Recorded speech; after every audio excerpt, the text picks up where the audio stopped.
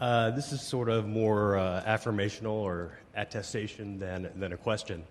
I started listening to your tapes when they were cassettes in 1995, and almost immediately I came up with the word saying, "In my world," using the hand motions, and then probably in 2000 it became Rusty's Tornado, and then when I heard you give the words to Esther of the vortex, I knew exactly what you meant. Because people would say, "Oh, I want to get in Rusty's Tornado because it's a land of rainbows and unicorns on Gumdrop Mountain." And power and speed and clarity and focus and fun. Absolutely. Yeah. Absolutely. And so my husband and I would start doing our creation. We would sit by the pool, a very calming place, much like you've talked about with your pool and the dolphin.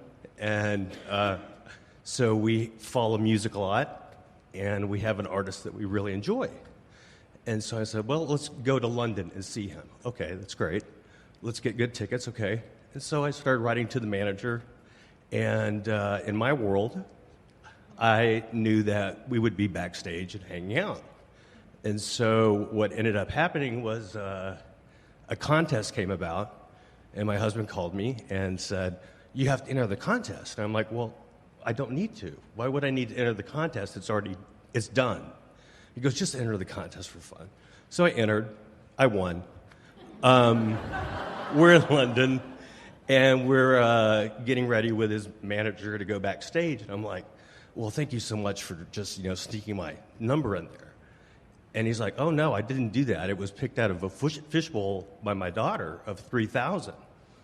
And so it ended up, I go backstage, I meet the artist, and he's like, "Oh, you're from Tampa." And I'm like, "Yes, I am, and I'm very happy that you're going to start the U.S. part of your tour in Tampa," which they had not even developed a tour at that point. And so he looked at me quizzically, and it went on that we developed this really good friendship. And now he lives in Tampa. We're great friends. Hello, Andy.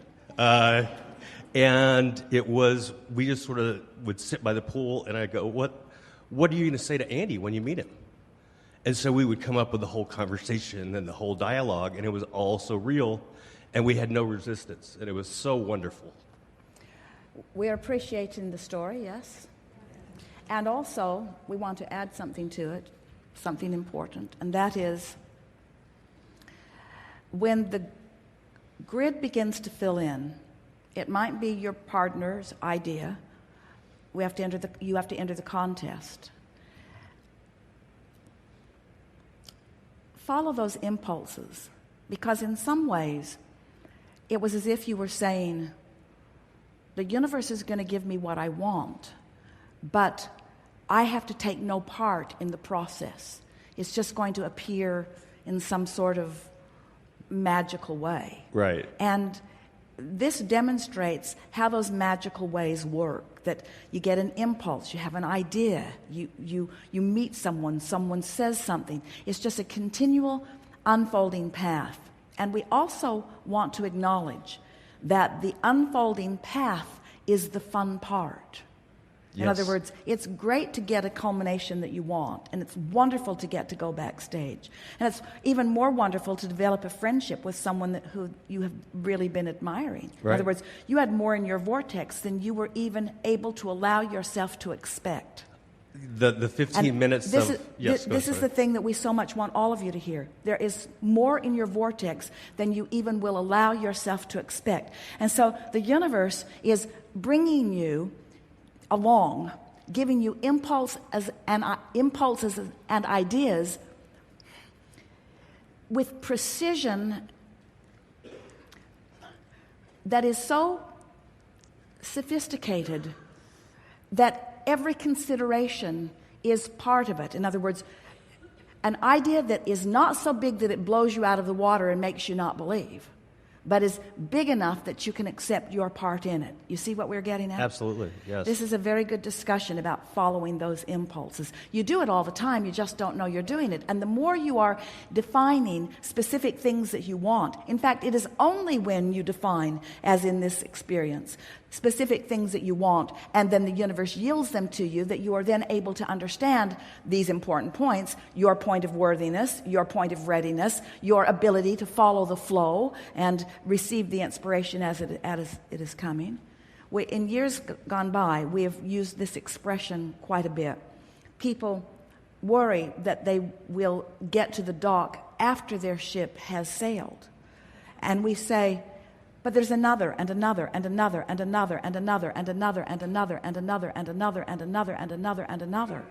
For everything that you want, right here, right now, where you stand, there are 20 or 30 or 40 or 50 viable opportunities to move you specifically in the direction of what you want, surrounding you at all times.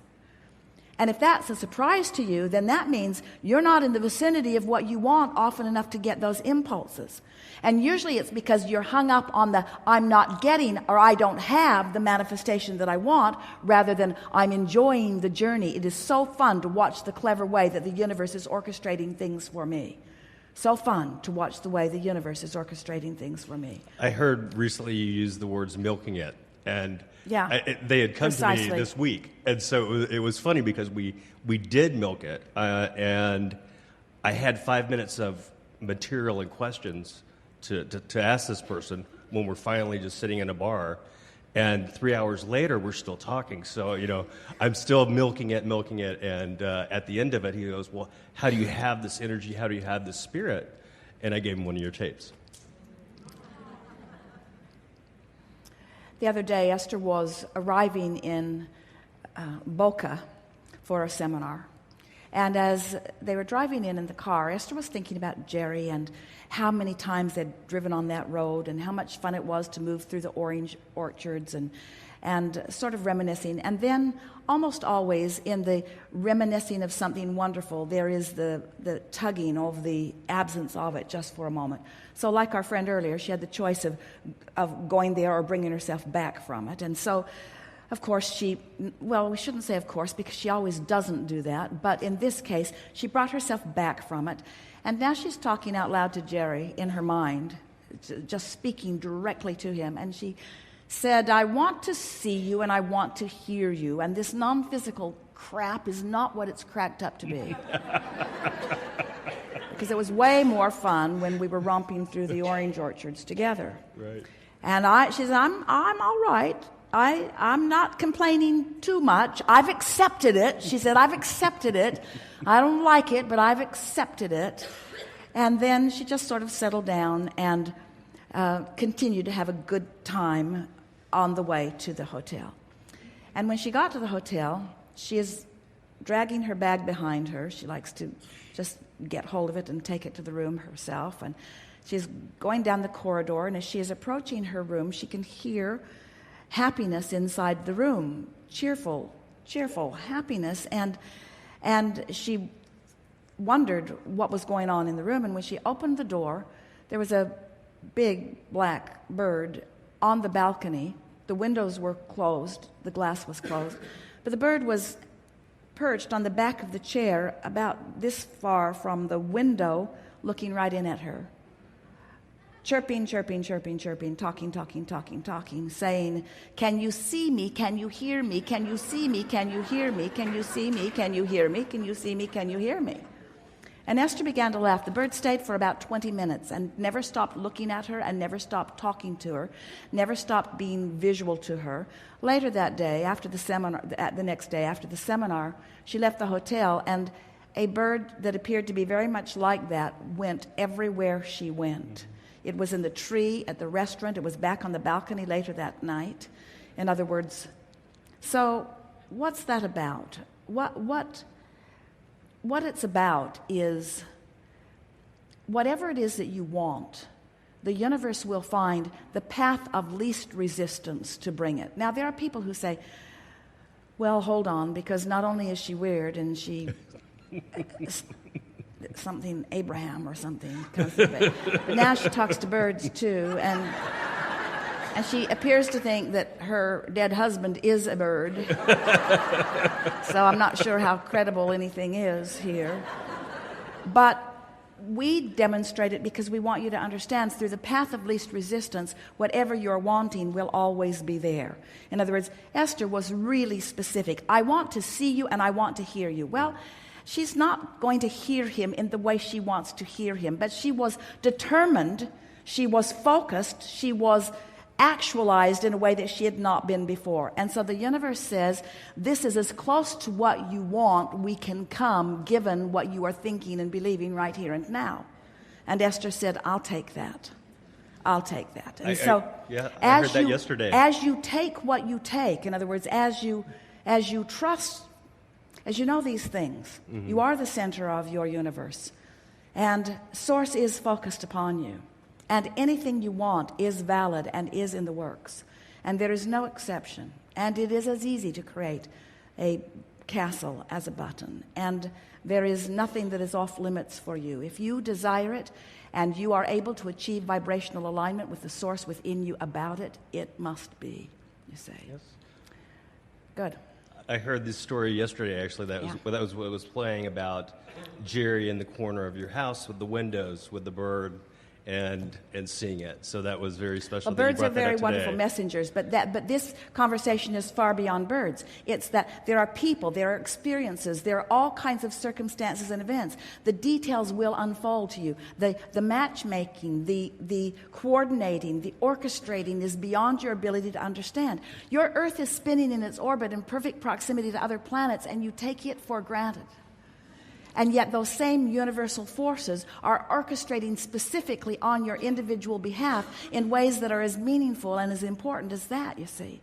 So as you begin to accept your worthiness, as you stand in this place of positive expectation, and you begin identifying, and this is the thing that you're bringing to the forum here, and we really want to amplify it.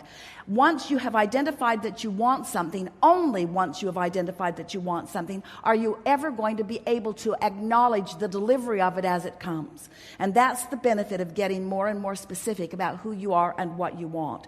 Define how you want the universe to deliver the details to you.